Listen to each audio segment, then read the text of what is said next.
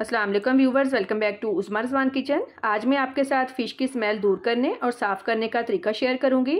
आप फ़िश किसी भी मकसद के लिए लें, चाहे बारबेक्यू करना हो, स्टीम या फ्राई, उसको साफ़ और स्मेल को ख़त्म इसी तरीके से करना है। 2 किलो मैंने फ़िश ली है। ये मैंने रहू फ़िश ली है। 12 से 15 लहसुन के जवे लिए हैं। 2 इंच अदरक का टुकड़ा। इसको इस तरह से कूट लेंगे।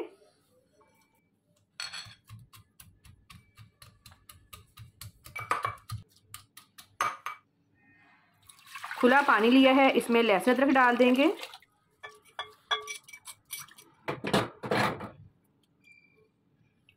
फिश डालकर अच्छी तरह से मिक्स कर देंगे और इसको आधे घंटे के लिए ऐसे ही छोड़ देंगे। अगर आप चाहते हैं कि आपकी फ़िश भी बहुत टेस्टी बने तो इसका फ़र्स्ट स्टेप इसकी सफाई और स्मेल को ख़त्म करना होता है। अगर इसकी सफाई और स्मेल आपने अच्छी तरह दूर ना की तो आपकी फ़िश खाने में कभी टेस्टी नहीं बनेगी, चाहे आप जितने मर्ज़ी स्पाइसी यूज़ कर लें। फ़िश को रखे हुए आधा घंटा हो गया है। अब इसको डिश में निकाल लेंगे।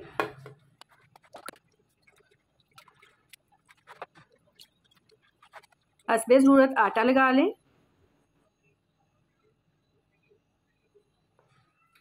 और इस तरह से मल लें। अच्छी तरह से मल लिया है। अब इसको 15 मिनट के लिए ऐसे ही छोड़ देंगे। सर्दी स्टार्ट हो गई है। अगर आपने फ़िश बनाकर नहीं खाई तो समझे कुछ नहीं खाया।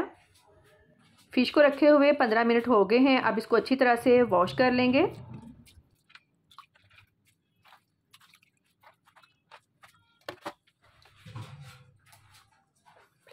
आटा उतर गया है। अब इसको छलनी में रखकर खुले पानी से अच्छी तरह से वॉश कर लें। फ़िश की सफाई और स्मेल ख़त्म करने की ज़बरदस्त टिप मैंने आपके साथ शेयर कर दी है।